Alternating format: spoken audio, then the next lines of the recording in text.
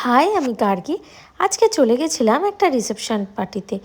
দেখা যাক কী কী মেনু আছে। চিকেন তন্দুরি, তার সাথে ক্রিপসি চিলি বেবিকর্ন আর ফিশ বল দিয়েই চলে গেলাম সঙ্গে সঙ্গে মেন কোর্সে গিয়ে একটু স্যালাড নিলাম, কুলচা নিলাম, তার সাথে নিলাম চানা মশলা আর কাশ্মীরি আলুর দম ছিল, সেটাও একটু ট্রাই করার জন্য নিয়ে নিলাম।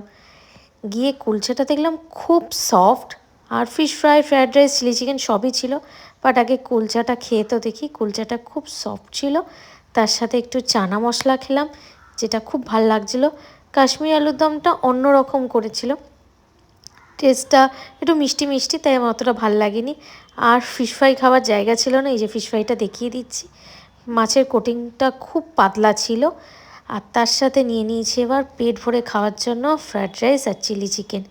আরও এক পিস নিয়ে নিলাম। চলুন খাওয়া যাক।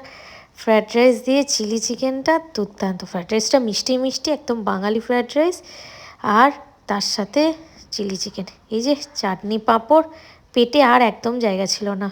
গোলাপ জামুন, আর ছিল হচ্ছে হট সন্দেশ। গোলাপ জামুন নিয়ে হট সন্দেশটা একটু ট্রাই করলাম। গোলাপ জামুনটা খুব ফ্লাফি, খুব ভালো ছিল।